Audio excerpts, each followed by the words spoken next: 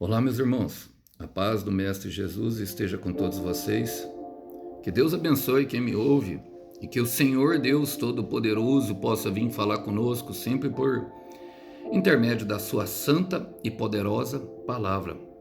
A palavra que é poderosa para nos consolar, nos fortalecer, nos incentivar, nos instigar e nos deixar cheio de vigor para prosseguir para o alvo. E é disso que nós vamos falar hoje. Espero, meu irmão, que esteja tudo bem com você. Espero, minha irmã, de coração, que esteja tudo bem com você. É um prazer inenarrável ter você aqui todos os dias nos alimentando e compartilhando o pão. Vambora para a missão.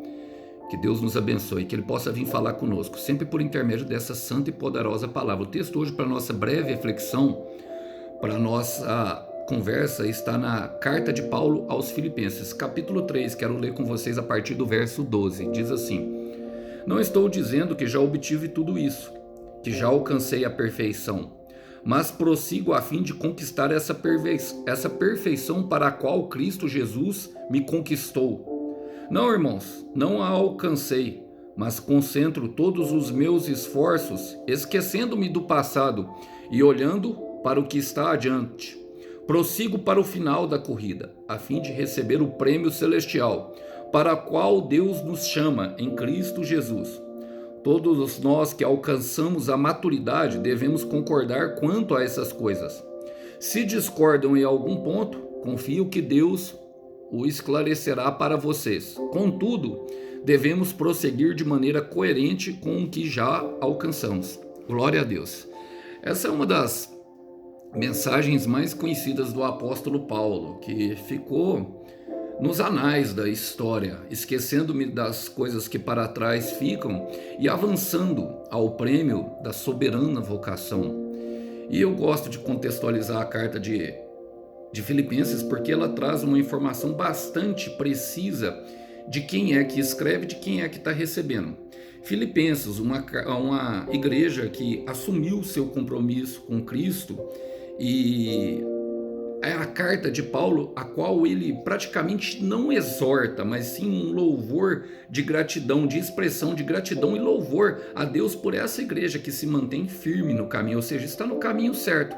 O detalhe é que Paulo escreveu ela da prisão, homens presos, homens livres na cela, homens presos, andando soltos pela rua, e as algemas nunca foram sinal de prisão. Bom, mediante isso eu quero fazer as aplicações desses versículos trazendo para a nossa vida. Muitas vezes temos um olhar daquilo que, na verdade, não é a realidade daquilo que Deus vê.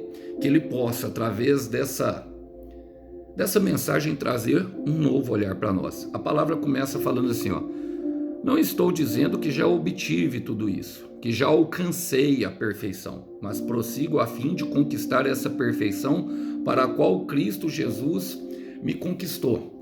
Irmãos, Deus nos chamou, de fato, justamente para viver coisas maiores.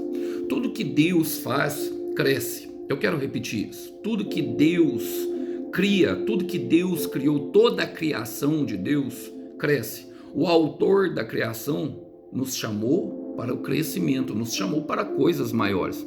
O corpo humano, é verdade, ele cresce por si só, alimentando e descansando no sono. Percebemos que não precisamos fazer esforço nenhum. Logicamente, em alguns casos de doenças raras, como o infantilismo e o nanismo e todas as outras coisas que vêm por meio disso, ele não obtém ali a maturidade, o crescimento a qual ele foi projetado. E sim, isso está mais para exceção do que para regra. Mas tudo que Deus fez, Ele fez justamente para o crescimento, para a maturidade, para coisas maiores. Deus nos chamou para coisa maior. Você coloca uma semente debaixo da terra e ela precisa só da chuva, que é uma ação sobrenatural que vem da parte de Deus, visto que nenhum homem pode controlar as ações climáticas para ela crescer. Então você nasceu para dar certo, minha irmã. Você nasceu para dar certo, minha irmã. Olha, Paulo fala, não estou dizendo que já obtive tudo isso, que já alcancei a perfeição, mas prossigo a fim de conquistar essa perfeição para a qual Cristo me conquistou. E esse é o novo olhar.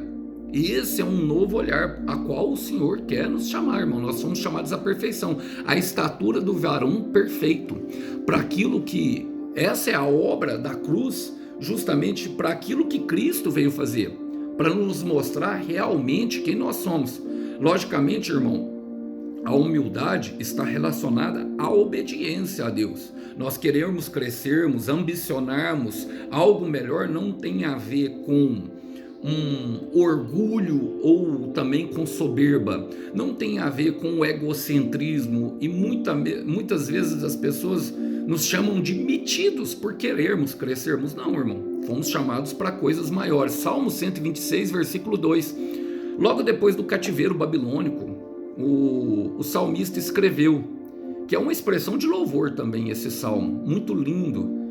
E a hora que eles regressaram e colocaram os pés novamente e avistaram o monte Sião, avistaram Sião, eles disseram, no Salmo 126, versículo 2, grandes coisas o Senhor fez por nós, por isso estamos alegres.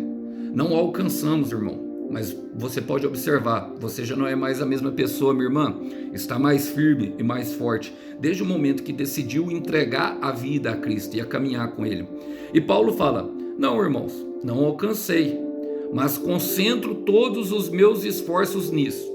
E eu quero falar para vocês, esquecendo-me do passado e olhando para o que está adiante.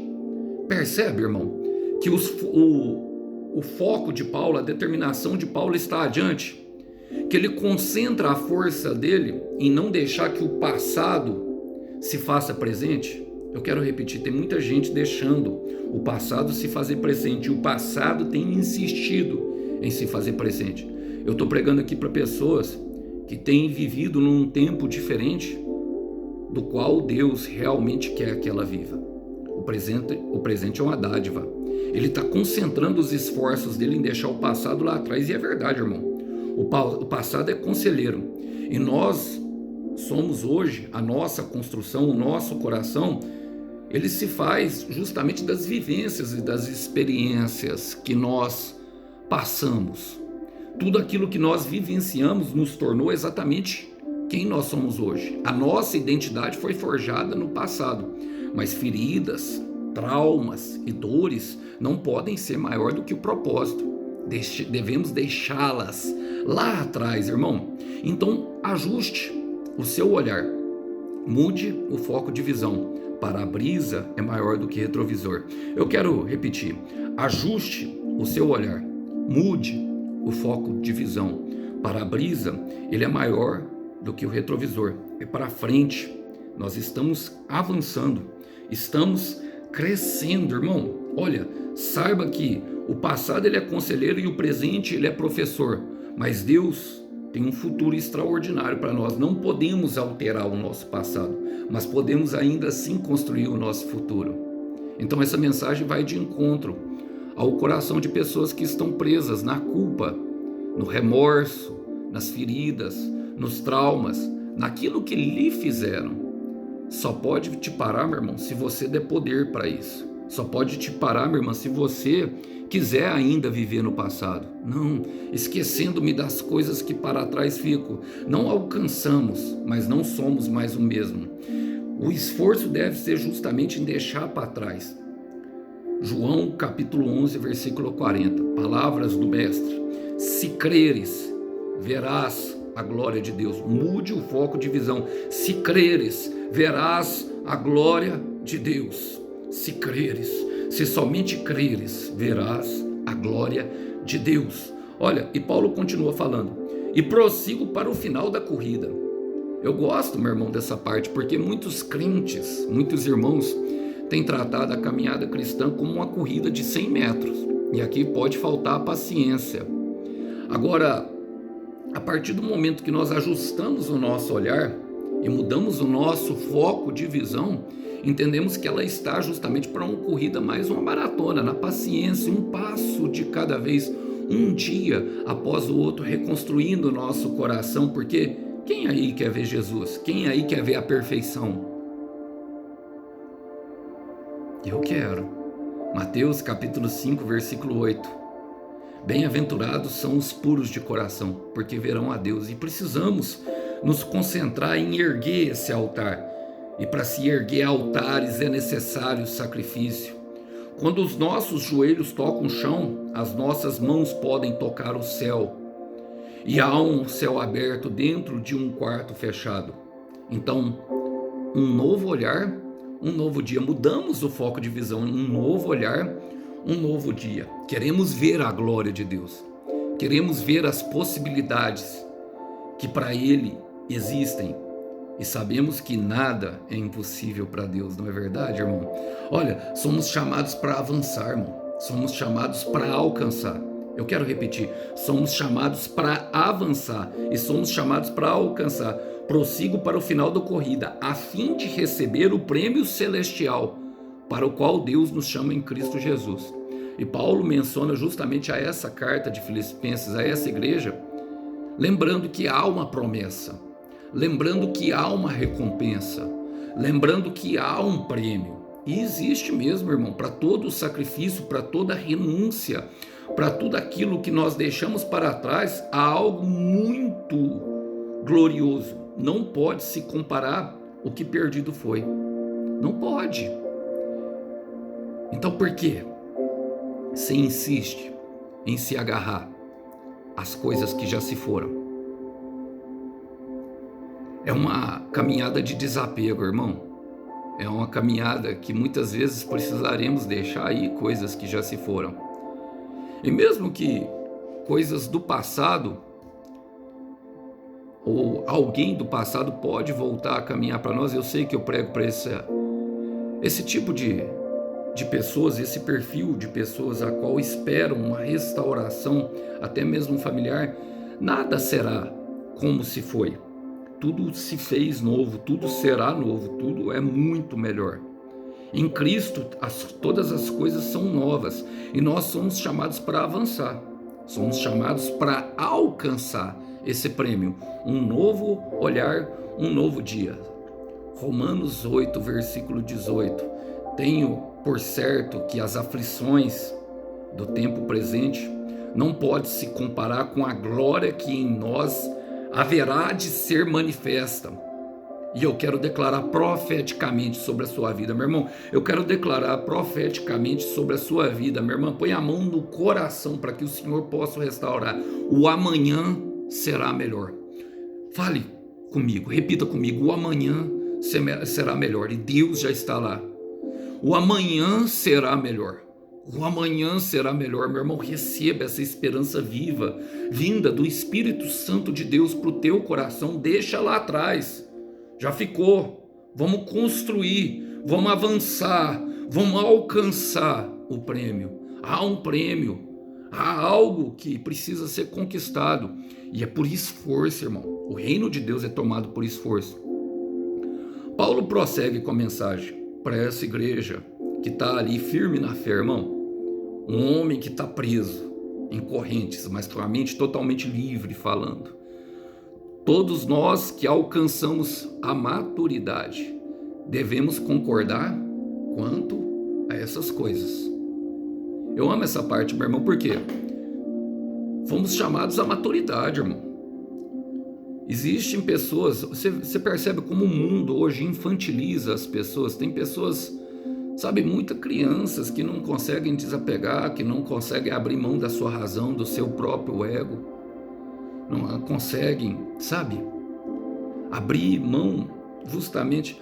Irmão Alisson, mas Jesus Cristo nos ensina a ser como criança. Sim, irmão, na questão da dependência a Deus e na inocência de crer que Deus cumpre tudo aquilo que promete, como uma criança promete que o seu pai cumprirá tudo aquilo que prometeu.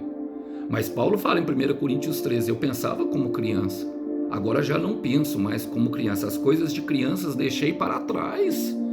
A perspectiva da maturidade, meu irmão, é a eternidade. Como nós percebemos que realmente avançamos a essa maturidade?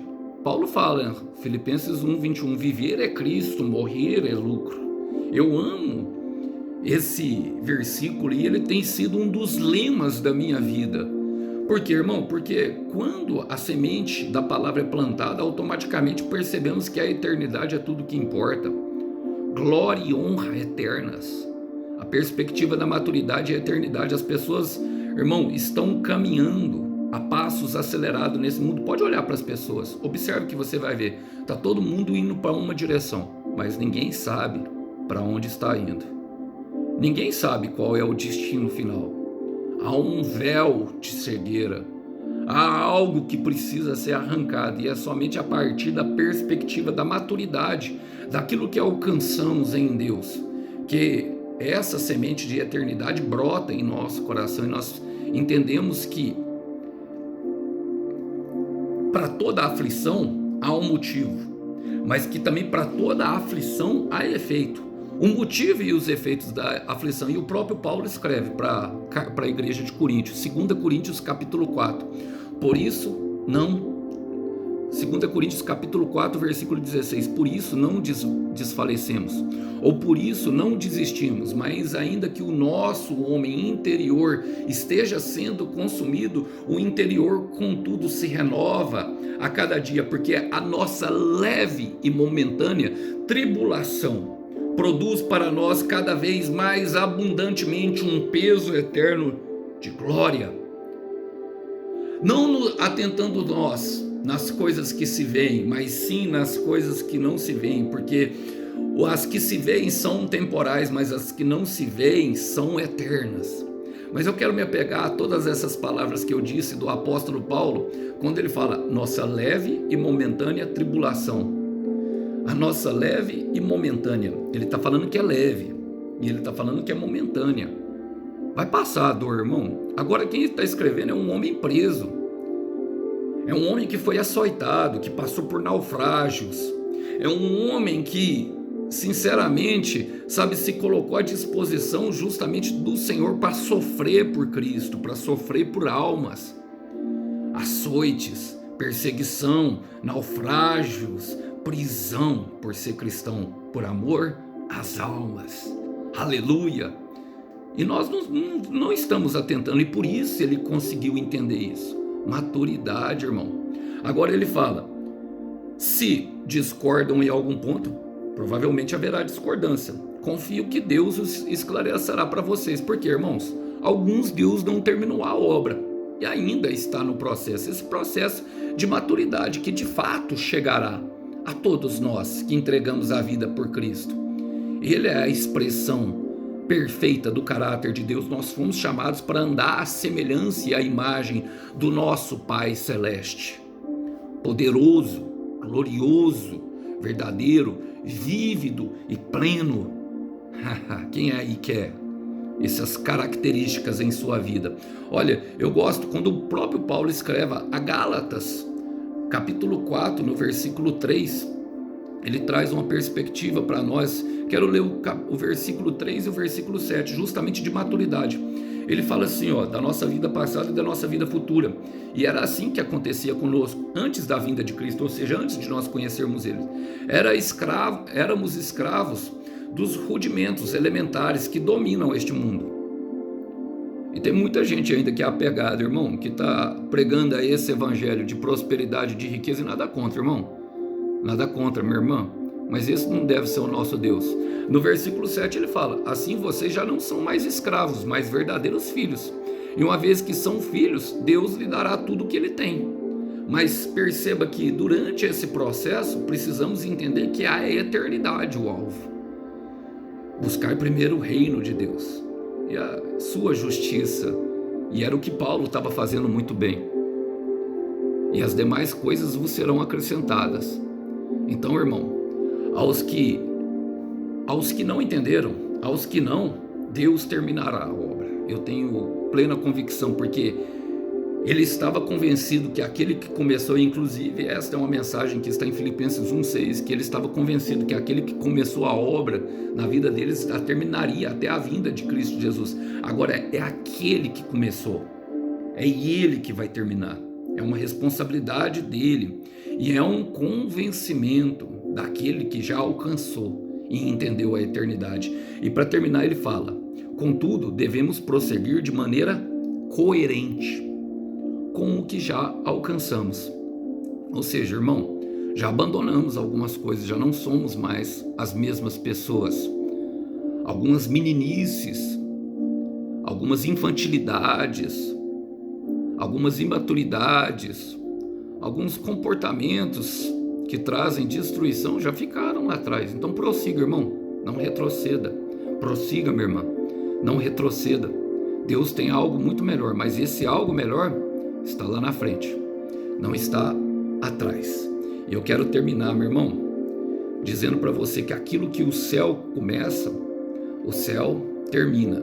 E quero citar para vocês Efésios capítulo 3, versículo 19, para essa mensagem ficar tatuada em teu coração.